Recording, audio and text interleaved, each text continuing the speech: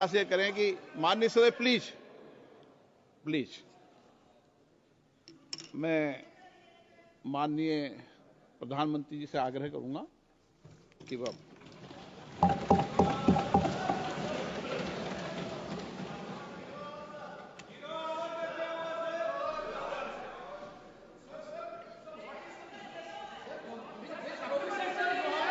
माननीय अध्यक्ष जी, please please मैं बताता हूं, अभी मैं बताता हूं, प्लीज प्लीज बताता हूं मैं, प्लीज प्लीज प्लीज माननीय अध्यक्ष जी, माननीय अध्यक्ष जी,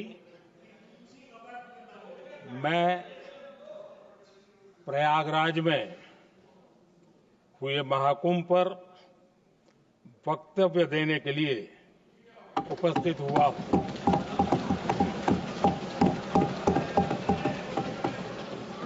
आज मैं इस सदन के माध्यम से कोटि कोटि देशवासियों को नमन करता हूं, जिनकी वजह से महाकुंभ का सफल आयोजन हुआ। महाकुंभ की सफलता में अनेक लोगों का योगदान है। मैं सरकार के, समाज के सभी कर्मयोगियों का अभिनंदन करता हूं। मैं देश भर के श्रद्धालुओं को, यूपी की जनता, विशेष तौर पर प्रयागराज की जनता का धन्यवाद करता हूं।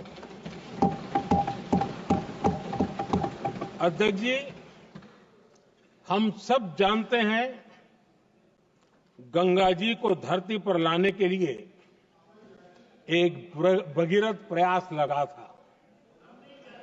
वैसा ही महाप्रयास इस महाकुंभ के भव्य आयोजन में भी हमने देखा है। मैंने लाल किले से सबका प्रयास के महत्व पर जोर दिया था। पूरे विश्व ने महाकुंभ के रूप में भारत के विराट स्वरूप के दर्शन किए। सबका प्रयास का यही साक्षात स्वरूप है। ये जनता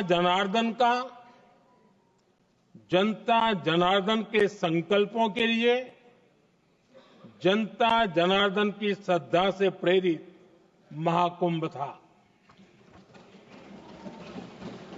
आदरणीय अध्यक्ष जी, महाकुंभ में हमने हमारी राष्ट्रीय चेतना के जागरण के विराट दर्शन किए हैं। ये जो राष्ट्रीय चेतना है, ये जो राष्ट्र को नए संकल्पों की तरफ ले जाती है, ये नए संकल्पों की सिद्धि के लिए प्रेरित करती है।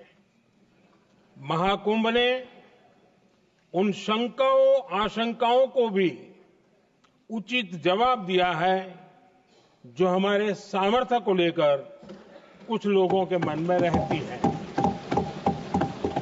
अध्यक्ष जी, पिछले वर्ष अयोध्या के राम मंदिर प्राण प्रतिष्ठा समारोह में हम सभी ने ये महसूस किया था कि कैसे देश अगले 1000 वर्षों के लिए तैयार हो रहा है। इसके ठीक 1 साल बाद महाकुंभ के इस आयोजन ने हम सभी के इस विचार को और दृढ़ किया है। देश की ये सामूहिक चेतना देश का सामर्थ्य बताती है।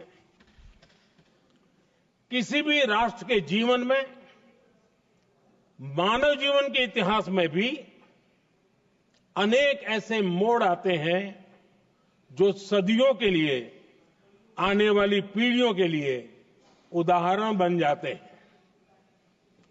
हमारे देश के इतिहास में भी ऐसे पल आए हैं जिन्होंने देश को नई दिशा दी, देश को झकझोर कर जागृत कर दिया।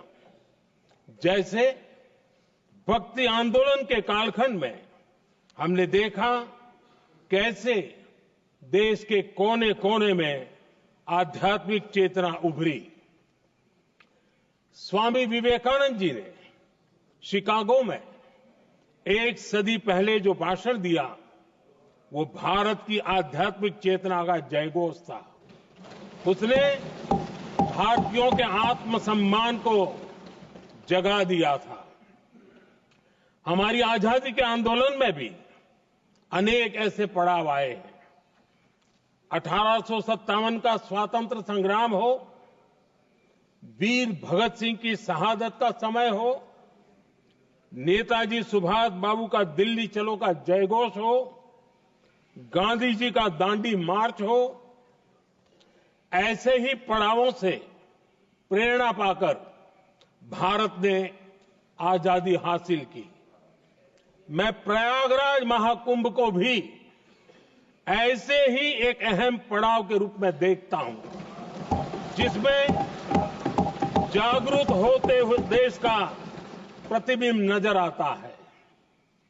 अध्यक्ष जी, हमने करीब 1.5 महीने तक भारत में महाकुंभ का उत्साह देखा, उमंग को अनुभव किया।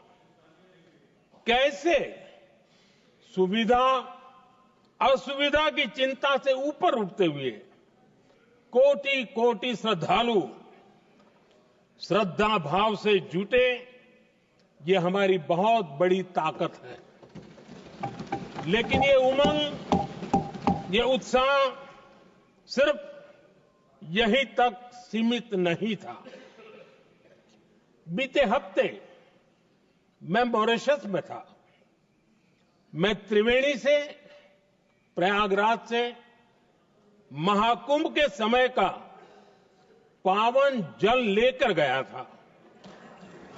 जब उस पवित्र जल को मॉरिशस के गंगा तालाब में अर्पित किया गया, तो वहां जो श्रद्धा का, आस्था का, उत्सव का माहौल था, वो देखते ही बनता था। ये दिखाता है कि आज हमारी परंपरा, हमारी संस्कृति, हमारे संस्कारों को आत्मसात करने की, उन्हें सेलिब्रेट करने की भावना कितनी प्रबल हो रही है। अध्यक्ष जी, मैं ये भी देख रहा हूं कि पीढ़ी दर पीढ़ी हमारे संस्कारों के आगे बढ़ने का जो क्रम है, वो भी कितनी सहजता से आगे बढ़ रहा है। आप देखिए, जो हमारी मॉडर्न युवा पीढ़ी है, ये कितने श्रद्धा भाव से महाकुंभ से जुड़े रहे, दूसरे उत्सवों से जुड़े रहे हैं। आज भारत का युवा अपनी परंपरा, अपनी आस्था, अपनी श्रद्धा को गर्व के साथ अपना रहा है। अध्यक्ष जी, जब एक समाज की भावनाओं में अपनी विरासत पर गर्व का भाव बढ़ता है, तो हम ऐसी ही भव्य प्रेरक तस्वीरें देखते हैं जो हमने महाकुंभ के दौरान देखी। इससे आपसी भाईचारा बढ़ता है और ये आत्मविश्वास बढ़ता है कि एक देश के रूप में हम बड़े लक्ष्यों को प्राप्त कर सकते हैं। अपनी परंपराओं से, अपनी आस्था से, अपनी विरासत से जुड़ने की ये भावना आज के भारत की बहुत बड़ी पूंजी है।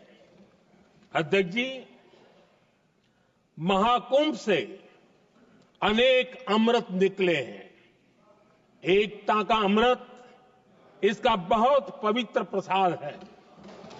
महाकुंभ ऐसा आयोजन रहा जिसमें देश के हर क्षेत्र से, हर एक कोने से आए लोग